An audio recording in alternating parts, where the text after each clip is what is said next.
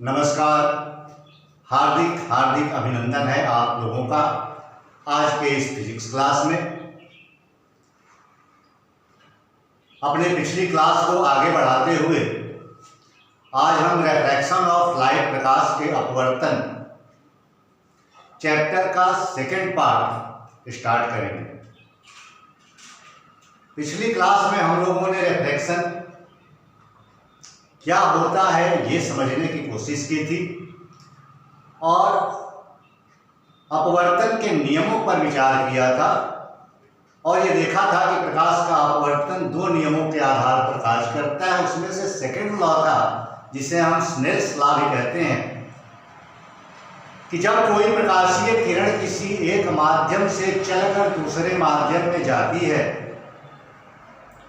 तो आपतन कोण की ज्या और अपवर्तन कोण की ज्या का अनुपात एक नियतांक के बराबर होता है जिसे प्रकाशीय माध्यम का अपवर्तनांक कहते हैं। हमने पढ़ा था स्नेल्स लॉ में कि sine of angle of incidence is directly proportional to the sine of angle of refraction. Sine I is directly proportional to sine I. इस इक्वेशन को आगे बढ़ाया था हमने और ये देखा था कि sine I is equal to proportional sine को रिप्लेस किया हमने इक्वल साइन के साथ, एक कांस्टेंट लिया म्यू इनटू साइन आर और sine I upon sine r is equal to mu. यहां हमने म्यू को अपवर्तनांक बताया। म्यू जो एक समानुपातीय नियतांक है इसे प्रकाशीय माध्यम का अपवर्तनांक कहा। यह अपवर्तनांक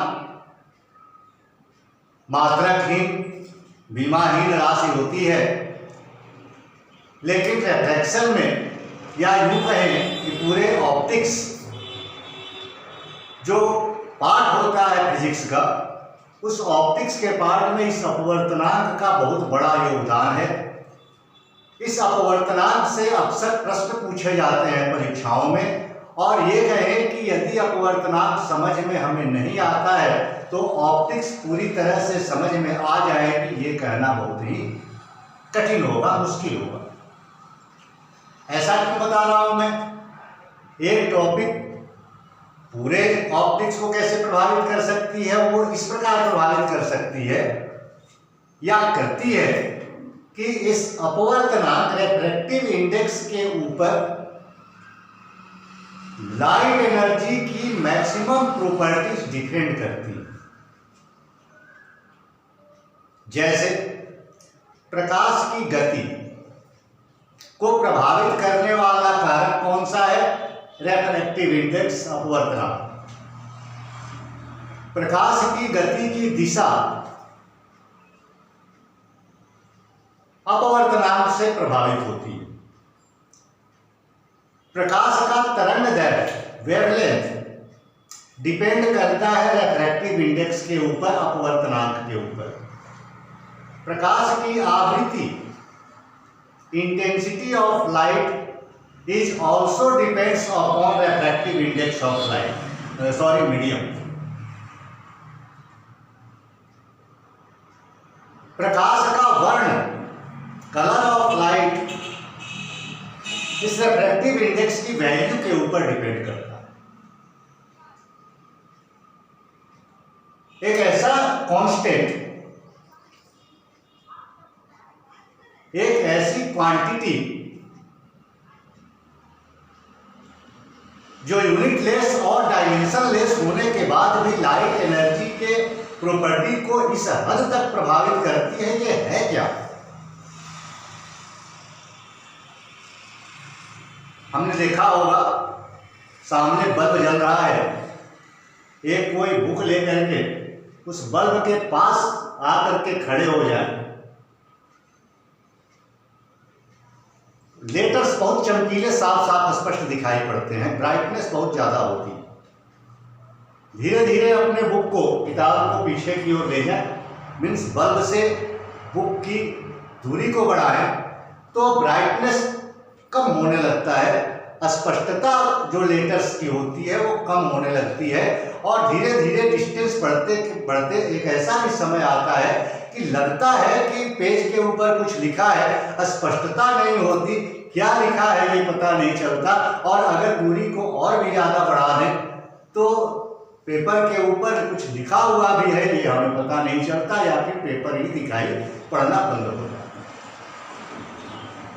प्रत्येक स्थिति में चाहे हमने बुक को बल्ब के नज़दीक रखा हो या बुक को बल्ब से अधिक दूरी पर रखा हो, बल्ब वही है।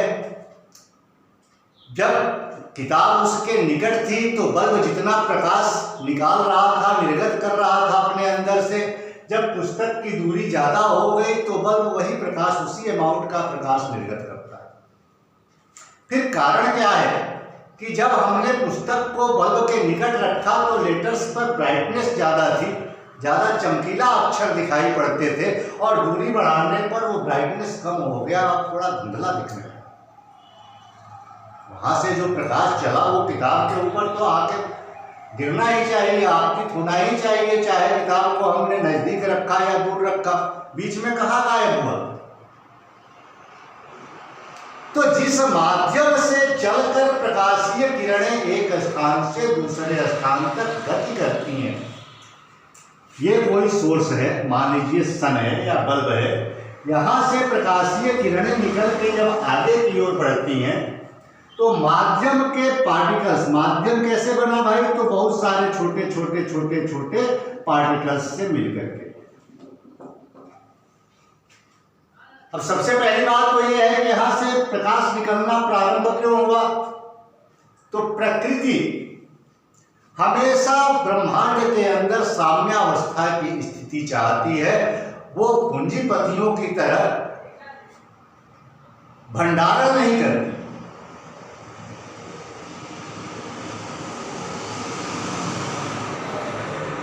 प्रकृति चाहती है कि प्रत्येक स्वरूप की ऊर्जा का वितरण आवश्यकता अनुसार हर एक कण के ऊपर बराबर बराबर हो, उसका लेवल जो हो वो इक्वल, बराबर दर से, इक्वल रेट से डिस्ट्रीब्यूशन हो हर प्रकार की एनर्जी का। लाइट भी एनर्जी है, तो प्रकृति चाहती है कि हर एक कण के पास लाइट एनर्जी का अमाउंट बराबर हो, लाइट एनर्जी का रेट जो है वो इक्वल हो। और जब किसी कारण से जब हम स्विच ऑन करते हैं बल्ब का, बल्ब मान लीजिए ये है, ये बल्ब जलाते हैं, जैसे बल्ब जलना शुरू होता है इसके आसपास सराउंडिंग की अपेक्षा, सराउंडिंग में जो पार्टिकल्स हैं, जो कण हैं, उन कणों की अपेक्षा इस बल्ब के पास प्रकाश ऊर्जा का मान अधिक हो जाता है। बल्ब जब बुझा हुआ था तो इस कमरे में अन्य जो वस्तुएं थी, अन्य जो पार्टिकल्स थे, उनके पास जितनी लाइट एनर्जी थी उतनी लाइट एनर्जी बल्ब के पास भी थी। इसलिए पार्टिकल्स से बल्ब की दिशा में या बल्ब से निकल करके पार्टिकल्स की दिशा में या अन्य वस्तुओं की दिशा में जो कमरे में रखी हुई हो, प्रकाश का गमन नहीं हो पाता।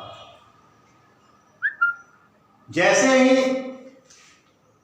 हमने स्विच ऑन किया, बल्ब जला, बल्ब के अंदर, बल्ब के फिलामेंट के अंदर कुछ क्रियाएं हुई जिसके कारण प्रकाश ऊर्जा इस बल्ब में आसपास की वस्तुओं की अपेक्षा या माध्यम के कणों की अपेक्षा अधिक हो गई। अब प्रकृति का तो नियम है कि जहां अधिक ऊर्जा रहेगी वहां से ऊर्जा को निकाल करके वहां प्रेषित करना है, भेजना है जहां ऊर्जा का रेट कम है, ऊर्जा की उपस्थिति कम है, क्योंकि प्रकृति हमेशा साम्यावस्था, इक्विलिब्रियम का कंडीशन मेंटेन रखना चाहती है। उस इक्विलिब्रियम के कंडीशन को मेंटेन रखने के लिए जलते हुए बल्ब के पास क्योंकि लाइट एनर्जी की वैल्यू ज्यादा है, इसलिए यहां से लाइट एनर्जी निकल करके माध्यम में हर तरफ बिखरना शुरू हो। अब यहां से लाइट एनर्जी निकल करके जब विस्तरित होना प्रारंभ हुई, गमन करना माध्यम में इसने शुरू किया, तो माध्यम का निर्माण कैसे हुआ? सपोज करें माध्यम में हवा है, तो हवा मीन्स क्या? Air is the mixture of gas molecules, गैसों के कणों का, अणुओं का मिश्रण ही हवा है। तो छोटे छोटे जो पार्टिकल्स हैं, इन पार्टिकल्स के पास ये ऊर्जा जब पहुंचती है, सपोज कीजिए यहां से निकल करके इसके पास पहुंची, तो ये कण अपनी क्षमता के अनुसार लाइट एनर्जी को अवशोषित करता है। जो बच गई वो फिर आगे बढ़ती है। जो एनर्जी यहां से आगे बढ़ी, फिर आगे एक दूसरा कण मिला, इसने अपनी क्षमता के अनुसार लाइट एनर्जी को अवशोषित किया। जो एनर्जी बच गई फिर आगे की ओर बढ़ी, जो अगला कण मिला उसने भी अपने क्षमता के अनुसार लाइट एनर्जी को एब्जॉर्ब किया।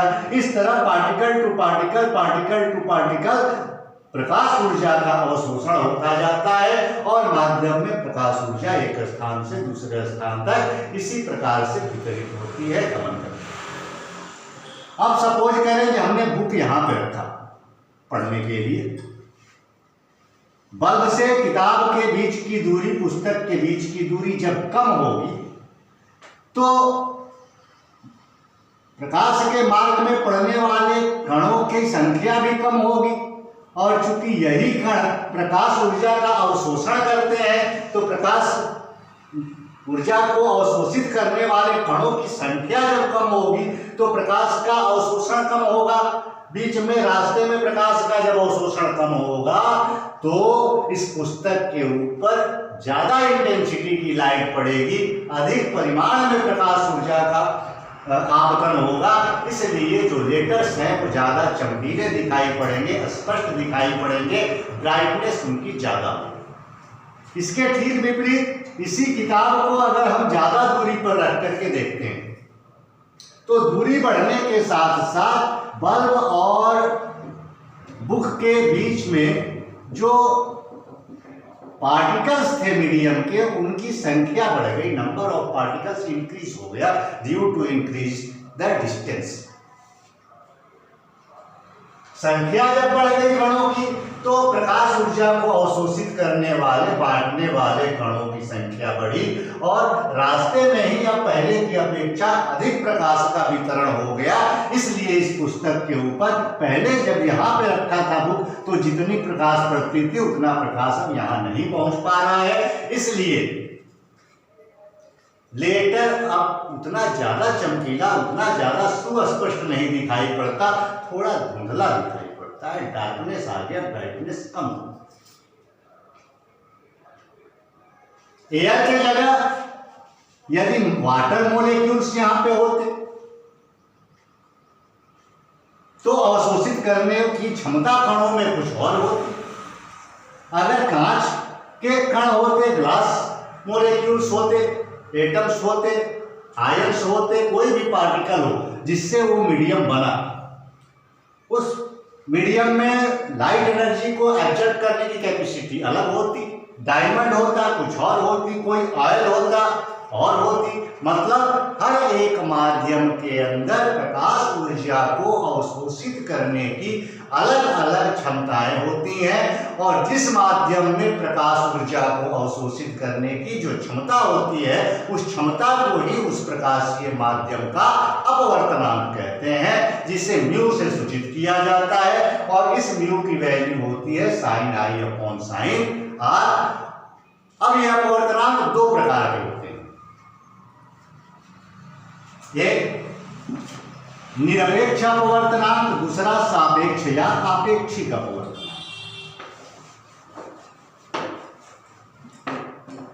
निरपेक्ष अपवर्तनांक एब्सोल्यूट रिफ्रैक्टिव इंडेक्स और सापेक्ष अपवर्तनांक रिलेटिव रिफ्रैक्टिव इंडेक्स। जब हम किसी अमाउंट को मेजर करते हैं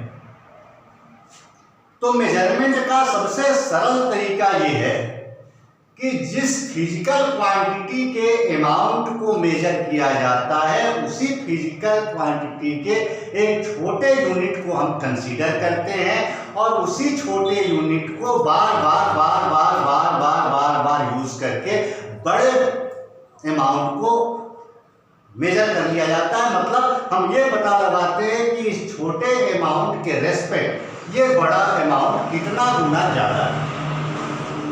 जैसे इस व्हाइट बोर्ड का लेंथ मेजर करना हो तो लेंथ मेजर करने के लिए लेंथ को हम लेंथ से ही मेजर कर सकते हैं,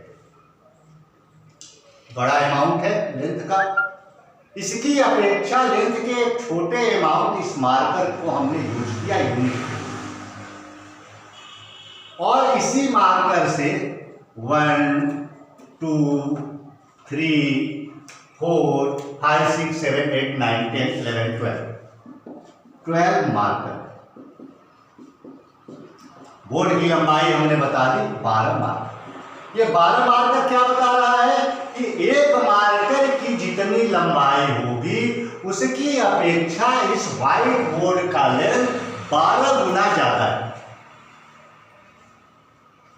ठीक उसी तरह से किसी माध्यम का, किसी भी प्रकाशीय माध्यम का अपवर्तनांक पता करने के लिए हमारे जो भौतिक शास्त्री थे उन्होंने सबसे कम अपवर्तनांक जिस माध्यम का होता है उस माध्यम को एक यूनिट बनाया, छोटा यूनिट बनाया कि उसका जो अपवर्तनांक होगा उसके सापेक्ष हम किसी दूसरे माध्यम के अपवर्तनांक का मान याद करेंगे कि किसी दूसरे माध्यम का अपवर्तनांक उस सबसे कम अपवर्तनांक वाले माध्यम की अपेक्षा कितना गुना ज्यादा है।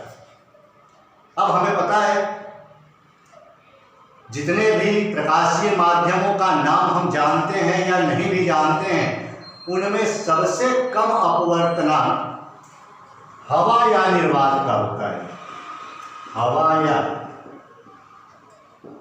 निर्वात का होता है, एयर और वैक्यूम का होता है। वैसे वैक्यूम का सबसे कम अपवर्तनांक होता है, एयर का उसकी अपेक्षा अधिक होता है, लेकिन दोनों के अपवर्तनांक में अंतर बहुत ही कम है, नेग्लिजिबल डिफरेंस है। इसलिए हम लोग कह देते हैं कि हवा या निर्वात का अपवर्तनांक सबसे कम होता है। इसीलिए हवा या निर्वात की अपेक्षा किसी भी माध्यम का अपवर्तनांक हम जब ज्ञात करते हैं उसकी अपेक्षा किसी माध्यम का अपवर्तनांक मतलब हवा या निर्वात का अपवर्तनांक जितना है उसकी अपेक्षा दूसरे माध्यम जैसे जल का अपवर्तनांक निकालना है तो हवा की अपेक्षा जल का अपवर्तनांक कितना है उसे जल का निरपेक्ष अपवर्तनांक है। हवा की अपेक्षा कांच का अपवर्तनांक कितना है इसको जब हम ज्ञात करते हैं तो उसे कांच का निरपेक्ष अपवर्तनांक है। हवा की अपेक्षा ऑयल का कितना अपवर्तनांक है ये जब ज्ञात करते हैं तो ऑयल का निरपेक्ष अपवर्तनांक एब्सोल्यूट रिफ्रैक्टिव इंडेक्स होता है क्योंकि हवा या निर्वात परम मात्रक है, इससे छोटा अपवर्तनांक किसी भी माध्यम का नहीं होता। सबसे छोटे अपवर्तनांक के माध्यम की अपेक्षा किसी दूसरे माध्यम के अपवर्तनांक को उस माध्यम का निरपेक्ष अपवर्तनांक कहा जाता है। और इसकी वैल्यू कैसे निकालेंगे तो किसी भी मीडियम के, किसी भी माध्यम के निरपेक्ष अपवर्तनांक का मान हवा में प्रकाश की चाल और उस माध्यम में प्रकाश की चाल के अनुपात के बराबर। सपोज करें किसी माध्यम का निरपेक्ष अपवर्तनांक हम कह रहे हैं कि म्यू एम। निरपेक्ष अपवर्तनांक को म्यू से सूचित किया जाता है। एम फॉर मीडियम, माध्यम का अपवर्तनांक निकाल रहे हैं। लेफ्ट साइड अगर कुछ ना लिखा हो तो यहाँ एयर समझना चाहिए। इसका मतलब है कि हम एयर के रेस्पेक्ट मीडियम का रिफ्रैक्टिव इंडेक्स निकाल रहे हैं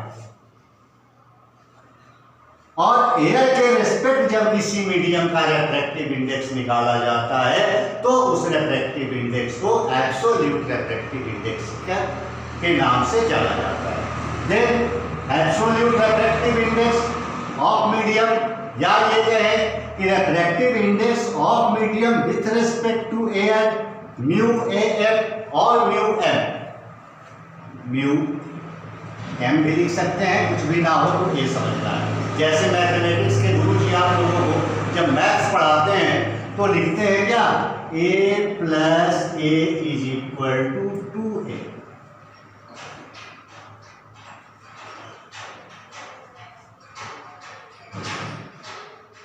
a plus a is equal to 2a। अब हमें यह समझ में नहीं आया कि एक अल्फाबेट को जब दूसरे अल्फाबेट से ऐड करेंगे तो नंबर कैसे आएगा। ये तो कोई सिद्धांत नहीं हुआ कि alphabet plus alphabet is equal to number. वही गुरु जी बताते हैं कि 2 आने के लिए क्या चाहिए, 1 + 1 इज इक्वल टू 2।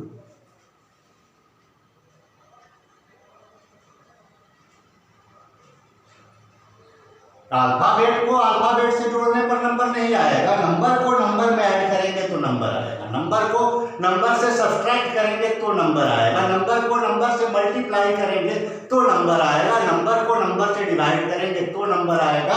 अल्फाबेट को अल्फाबेट से ऐड करने पर, सब्सट्रैक्ट करने पर कभी नंबर नहीं आएगा। यहाँ नंबर हम दिखाते हैं, इसका मतलब क्या है कि अगर ए के साथ कुछ नहीं लिखा गया तो आपको ये समझना है कि ये 1A है, केवल ए नहीं है। यहाँ केवल ए नजर आ रहा है, इसका मतलब इसमें 1 छिपा हुआ है, 1 साइलेंट है, ये यहाँ है। लेकिन ये कॉमन सेंस की बात है कि केवल ए लिखने का मतलब ये एक ए ही होता है, एक लिखने की आवश्यकता नहीं है। एक ए लिख दें फिर भी ठीक है, एक ए ना भी लिखे तो केवल ए लिखने पर भी आपको 1A ही इसको समझना है। अब क्या करते हैं आप भाई, तो 1A और 1A में से ए को कॉमन ले लेते हैं और उसके बाद ये हो जाता है 1 + 1 और 1 1 ऐड हो करके 2 बन जाता है। फिर इसको हम लिखते हैं 2A। ये पूरा प्रोसेस ऐसे होता है। ठीक उसी तरह से यहाँ पे अगर राइट साइड जो सिंबल लिखा गया है वो सिंबल उस मीडियम का है जिस मीडियम का रिफ्रैक्टिव इंडेक्स हम फाइंड आउट करने वाले। लेफ्ट साइड कुछ लिखा है, जैसे मान लो यहाँ पे ग्लास लिखा हुआ है, तो लेफ्ट साइड अगर ग्लास लिखा है तब तो ग्लास के रेस्पेक्ट उस मीडियम का रिफ्रैक्टिव इंडेक्स निकालना है। बट कुछ अगर नहीं लिखा है तो आपको समझ जाना है कि यहाँ पे एयर है, और जब एयर के रेस्पेक्ट किसी मीडियम का रिफ्रैक्टिव इंडेक्स फाइंड आउट किया जाता है, then the resultant refractive index is called absolute refractive index, निरपेक्ष अपवर्तनांक। इसका मान कितना होता है, तो किसी भी माध्यम का निरपेक्ष अपवर्तनांक हवा में प्रकाश की चाल और उस माध्यम में प्रकाश की चाल के अनुपात के बराबर होता है। यदि हवा में प्रकाश की चाल, हवा में प्रकाश की चाल बराबर c, माध्यम में प्रकाश की चाल बराबर Vm हो, तो माध्यम का निरपेक्ष अपवर्तनांक μm इज इक्वल टू हवा में प्रकाश की चाल अपॉन माध्यम में प्रकाश की चाल। तो हवा में प्रकाश की चाल c, माध्यम में प्रकाश की चाल Vm, तो μm इज इक्वल टू क्या हो जाएगा, μm इज इक्वल टू हवा में प्रकाश की चाल c अपॉन माध्यम में प्रकाश की चाल Vm।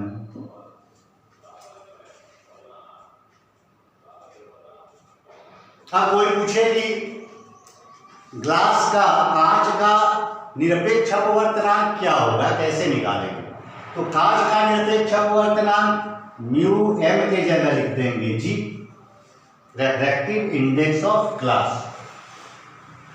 Is equal to c upon Vm के जगह लिखेंगे Vg। कांच का निरपेक्ष अपवर्तनांक बराबर हवा में प्रकाश की चाल अपॉन कांच में प्रकाश। किसी ने पूछा वाटर का निरपेक्ष अपवर्तनांक क्या होगा, then μw is equal to c upon Vw। Equation 1, equation 2, equation 3। जल का निरपेक्ष अपवर्तनांक बराबर हवा में प्रकाश की चाल अपॉन जल में प्रकाश। निरपेक्ष अपवर्तनांक किसे कहते हैं?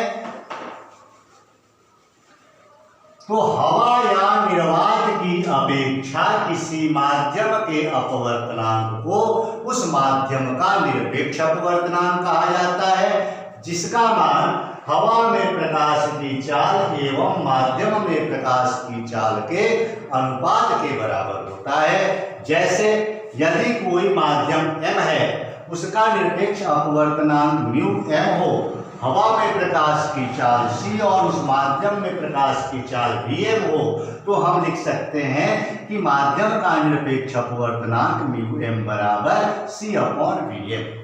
ये मेन फार्मूला हमारा हो गया। इसी के आधार पर अगर किसी ने पूछ दिया कि कांच का निरपेक्ष अपवर्तनांक क्या होगा, तो कांच का निरपेक्ष अपवर्तनांक जैसे यहाँ म्यू m था, वैसे यहाँ m की जगह g लिख दिया हमने। कांच का निरपेक्ष अपवर्तनांक mu G is equal to हवा में प्रकाश की चाल अपॉन ग्लास में प्रकाश की चाल। उसी तरह से वाटर का निरपेक्ष अपवर्तनांक क्या होगा, जल का निरपेक्ष अपवर्तनांक क्या होगा, तो जल का निरपेक्ष अपवर्तनांक mu W is equal to c/v W. अब हमें पता है कि c इज इक्वल टू होता है 3 × 10⁸ मीटर पर सेकेंड। हवा या निर्वात में प्रकाश की चाल सबसे अधिक होती है और इसका मान होता है c is equal to 3 × 10⁸ metre per second. इसकी वैल्यू यदि अगर यहाँ पे पुट कर दें तो जल में प्रकाश की चाल अगर हमें पता हो तो जल का अपवर्तनांक निकाल सकते हैं, या जल का अपवर्तनांक पता हो तो जल में प्रकाश की चाल निकाल सकते हैं। C की वैल्यू यहाँ पुट कर दें। साथ में अगर जल में प्रकाश की चाल Vg मालूम हो तो जल का निरपेक्ष अपवर्तनांक μg निकाल सकते हैं, या जल का निरपेक्ष अपवर्तनांक μg पता हो तो जल में प्रकाश की चाल Vg निकाल सकते हैं। Next topic is relative refractive index, सापेक्ष अपवर्तनांक। सापेक्ष अपवर्तनांक क्या होता है? तो सपोज करें यहाँ कोई कॉन्टेक्ट सरफेस है, इसके ऊपर हवा है, नीचे जल है या कांच है, नीचे कांच। कोई प्रकाशीय किरण जब हवा से चलकर कांच में आती है तो क्या करेंगे हम? हमेशा फर्स्ट मीडियम के रेस्पेक्ट सेकेंड मीडियम का रिफ्रैक्टिव इंडेक्स निकाला जाता है, ये याद रखना। फर्स्ट मीडियम कौन सा है? तो जिस माध्यम में प्रकाश पहले गति कर रहा था उस माध्यम को पहला माध्यम कहेंगे, और जिस माध्यम में प्रकाश बाद में गति कर रहा है उसे सेकेंड मीडियम कहा जाएगा। वेरी सिंपल, इसमें कुछ समझने की जरूरत ही नहीं है। अब हवा से कांच में प्रकाशीय किरण आ रही है, इसका मतलब पहले हवा में गमन इसका हो रहा है, तो फर्स्ट मीडियम इज एयर, और बाद में कांच में इसका गमन हो रहा है, इसका मतलब है कि कांच का अपवर्तनांक क्या हो गया? कांच दूसरा माध्यम हो गया। अब हवा से कांच में जब प्रकाशीय किरण गमन करेगी तब जब हम निकालेंगे रिफ्रैक्टिव इंडेक्स, तो हवा के सापेक्ष कांच का निकालेंगे, म्यू ए जी निकालेंगे। हवा से कांच में प्रकाश गति कर रहा है, इसलिए हमें आवश्यकता किसकी होगी? हवा की अपेक्षा कांच का अपवर्तनांक कितना होगा भाई? इस पर डिपेंड करेगा कि ये प्रकाशीय किरण अपनी दिशा से कितने कोण से विचलित होकर के किस दिशा में जाएगी, उसका तरंग दैर्घ्य कितना चेंज होगा, उसकी आवृत्ति कितनी चेंज होगी। और हमें पता है कि डिफरेंट वेवलेंथ के कारण ही प्रकाशीय किरणें अलग अलग वर्ण का होने का अनुभव कराती हैं हमें। तो इसी बात पर यह डिपेंड करेगा कि वो किस वर्ण की दिखाई पड़ेगी। सपोज करें यहां हवा को हटाकर जल भर दिया गया, नीचे कांच है, ऊपर हमने क्या किया? जल भर दिया। अब प्रकाशीय किरणें जल से कांच में प्रवेश करेंगी, तो जब प्रकाशीय किरणें जल से कांच में प्रवेश करेंगी तो कॉन्टेक्ट सरफेस पे एयर तो है नहीं, तो एयर के रिस्पेक्ट ग्लास का या एयर के रिस्पेक्ट वाटर का रिफ्रैक्टिव इंडेक्स निकालने का कोई मतलब नहीं रहा। फिर क्या करेंगे? तो जब वाटर टू ग्लास मूवमेंट होगा लाइट एनर्जी का, तो रिफ्रैक्टिव इंडेक्स हम क्या निकालेंगे? रिफ्रैक्टिव इंडेक्स दूसरे माध्यम का पहले माध्यम के रिस्पेक्ट, दूसरा माध्यम कांच है तो रिफ्रैक्टिव इंडेक्स ग्लास का निकालेंगे, फर्स्ट मीडियम जल है तो वाटर के रिस्पेक्ट ग्लास। किसी एक माध्यम की अपेक्षा दूसरे माध्यम के अपवर्तनांक को पहले माध्यम के सापेक्ष दूसरे माध्यम का आपेक्षिक या सापेक्ष अपवर्तनांक या रिलेटिव रिफ्रैक्टिव इंडेक्स कहा जाता है, और इसकी वैल्यू दूसरे माध्यम के अपवर्तनांक और पहले माध्यम के अपवर्तनांक के अनुपात के बराबर होता है। अब यहाँ दूसरा माध्यम कांच है, कांच का अपवर्तनांक कितना है भाई? तो कांच का अपवर्तनांक म्यू जी है, वाटर का अपवर्तनांक म्यू डब्ल्यू है। कांच का अपवर्तनांक मीन्स कांच का निरपेक्ष अपवर्तनांक, वाटर का अपवर्तनांक मीन्स वाटर का निरपेक्ष अपवर्तनांक, एब्सोल्यूट रिफ्रैक्टिव। तो वाटर के रेस्पेक्ट ग्लास का refractive index is equal to refractive index of glass mu G upon refractive index of water mu W.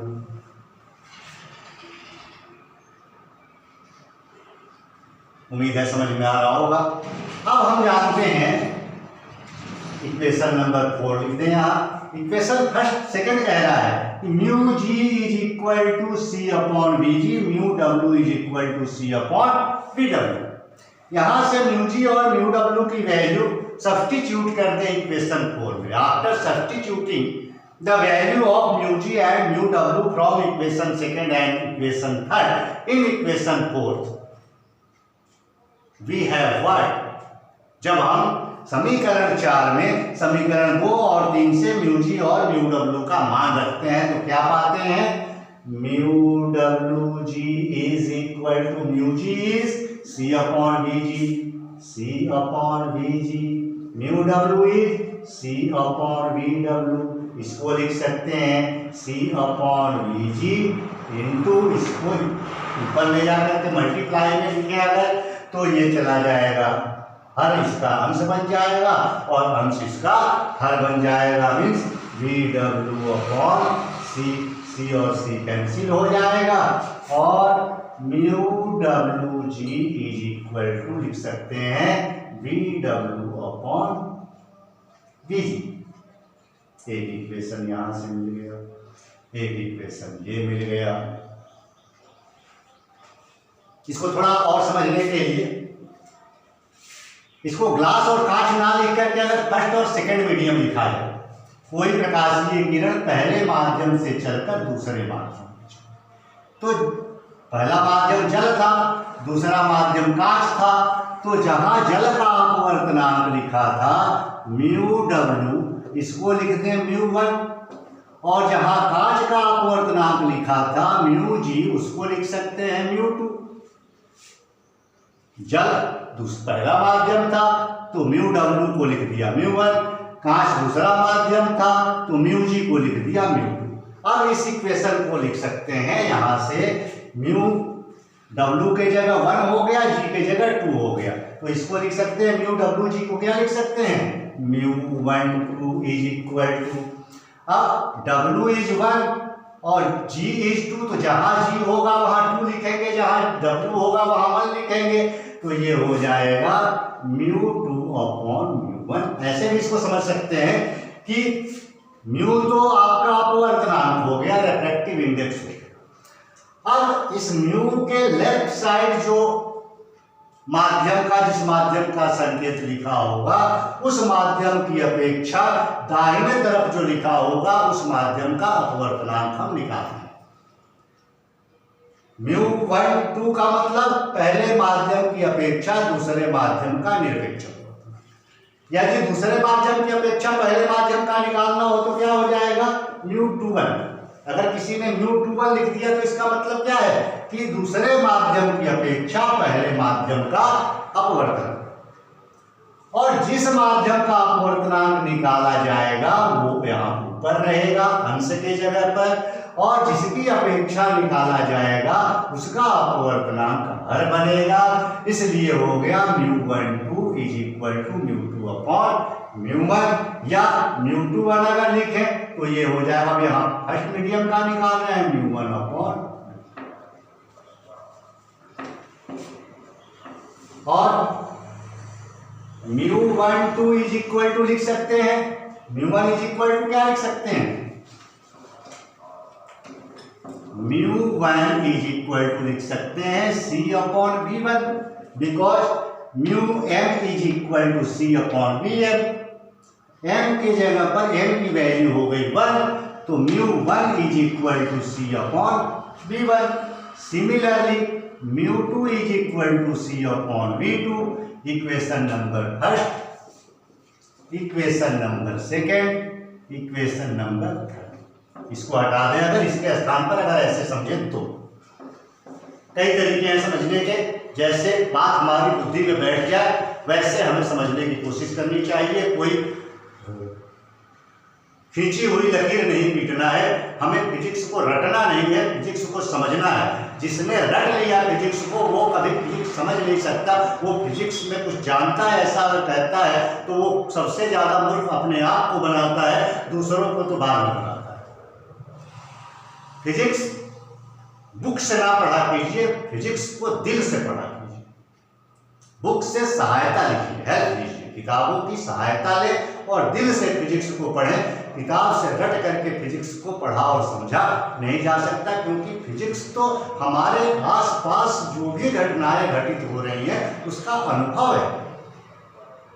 Physics को रटे नहीं, फिजिक्स को अनुभव करें, एक्सपीरियंस करने की चीज। अब म्यू2 और म्यू1 की वैल्यू यहां से यदि पुट करते हैं, mu is C upon v2, mu is equal to mu is C upon v2 upon mu, mu is C upon v1। इसको लिख सकते हैं सी अपॉन v2 इंटू v1 जाएगा ऊपर, v1 अपॉन सी, ये कैंसिल हो जाएगा। Mu is equal to v1 upon v।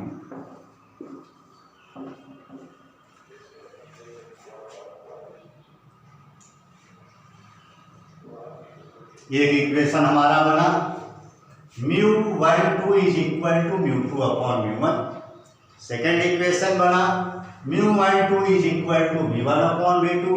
अगर दोनों माध्यमों का अपवर्तनांक दिया गया हो, वाटर और ग्लास दोनों का निरपेक्ष अपवर्तनांक पता हो, और वाटर की अपेक्षा ग्लास का या ग्लास के रेस्पेक्ट वाटर का रिफ्रैक्टिव इंडेक्स निकालना हो, इस इक्वेशन का यूज करेंगे। दोनों माध्यमों में प्रकाश की चाल अगर दी गई हो और एक की अपेक्षा दूसरे का रिफ्रैक्टिव इंडेक्स निकालना हो, या रिफ्रैक्टिव इंडेक्स एक की अपेक्षा दूसरे का दिया हो और दोनों में किसी एक की चाल निकालनी हो, तो वो हम दूसरे इक्वेशन से फाइंड आउट कर सकते हैं। स्नेल्स के नियम में हम लोगों ने पढ़ा था क्या, mu is equal to sine I upon sine R. ये तो म्यू12 का एक इक्वेशन ये हो गया।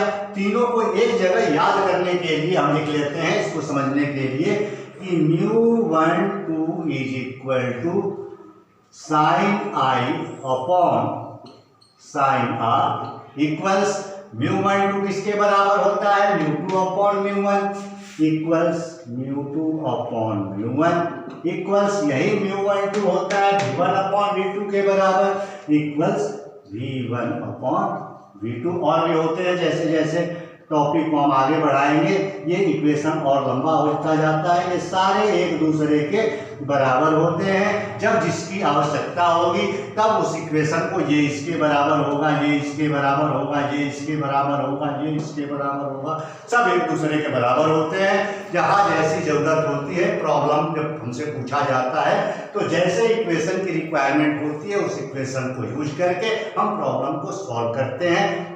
कभी भी फिजिक्स के प्रॉब्लम को सॉल्व करने के लिए सवाल को बहुत धीरे धीरे आराम से समझना चाहिए, क्योंकि खास करके कॉम्पिटिटिव एग्जामिनेशंस में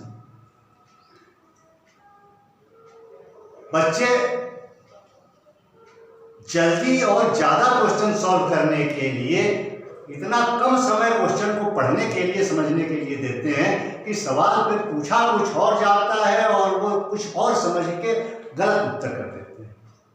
या बोर्ड एग्जामिनेशंस में भी हम जल्दी के चक्कर में सवाल को कम पढ़ते हैं और पूछा कुछ और जाता है, आंसर कुछ और दे देते हैं। यही सोच करके एग्जामिनेशन बोर्ड्स जो हैं, सारे एग्जामिनेशन बोर्ड्स, बिहार बोर्ड हो, CBSE बोर्ड हो, यूपी बोर्ड हो, झारखंड बोर्ड हो, कोई भी बोर्ड हो, उसने क्वेश्चन को समझने के लिए, पढ़ने के लिए 15 मिनट्स एक्स्ट्रा टाइम दिया। प्रश्न को अच्छी तरह से पढ़ें, समझें और उसके बाद जो आपने आराम से पूरे एक साल में पढ़ करके कंसेप्ट अपने दिमाग में रखा है, स्टोर करके जो मटेरियल आपने इकट्ठा किया है, उसमें से ढूंढ करके जो सुटेबल इक्वेशन हो, लॉज हो, डिफिनीशंस हो, उनको शुद्ध करके बिल्कुल निकालें और समस्या का समाधान करें, प्रॉब्लम को सॉल्व करें। फिजिक्स को समझिए। कहीं दिक्कत होती है तो आप लोग कमेंट बॉक्स में लिखने की आदत डालें, पूछने में किसी तरह का हेजिटेशन ना रखें, क्योंकि जब डिबेट होता है, जब आप कुछ पूछेंगे नहीं तो टीचर को जो समझ में आया उसने बता दिया। आप जब पूछना शुरू करेंगे तो उस टॉपिक का और विवरणात्मक विश्लेषण होता है, ज़्यादा से ज़्यादा चर्चा होती है, फिर ज्ञान बढ़ता है। उम्मीद है आज का क्लास आपको अच्छा लगा होगा, समझ में आया होगा। कल इन इक्वेशंस के ऊपर हम कुछ न्यूमेरिकल प्रॉब्लम सॉल्व करेंगे और इसी तरह से क्रम से क्लास को आगे बढ़ाएंगे। एक चीज और याद रखें, ये हिस्ट्री नहीं है, इतिहास नहीं है कि किसी एक सम्राट के इतिहास को दूसरे सम्राट के इतिहास से कोई मतलब नहीं है। ये साइंस है और साइंस में हर एक टॉपिक अपने पहले वाले और आगे वाले टॉपिक से इंटरकनेक्टेड होता है, सबका एक दूसरे के साथ संबंध है। इसलिए कोशिश करें कि टीचर जैसे क्लास को आगे टू द पॉइंट, एक के बाद दूसरा, दूसरे के बाद तीसरा टॉपिक आगे बढ़ाते हुए ले जाता है, हर क्लास को ध्यान से देखें। बीच में अगर आप ड्रॉप कर देते हैं किसी क्लास को तो फिर हो सकता है अगले टॉपिक को समझने में आपको ज़्यादा कठिनाई हो। इसलिए कोई दिक्कत ना हो, आप किसी टॉपिक को आराम से धीरे धीरे बारी बारी से पढ़ें। कहीं कंफ्यूजन हो तो बिना किसी हिचक के, विदाउट एनी हेजिटेशन सवाल पूछिए और सवाल पूछना आपका अधिकार है। सवाल का जवाब हमें पता होगा, आपको बताएंगे, नहीं पता होगा ढूंढ करके बताएंगे, लेकिन आपको आपके सवाल का जवाब मिलेगा। पहले सवाल अपने दिमाग में पैदा कीजिए। बाकी अगले क्लास में बहुत बहुत धन्यवाद आपका। खुश रहिए, प्रसन्न रहिए, खूब पढ़िए, समझिए और एग्जामिनेशन में अच्छे मार्क्स लेकर के आइए। Thank you.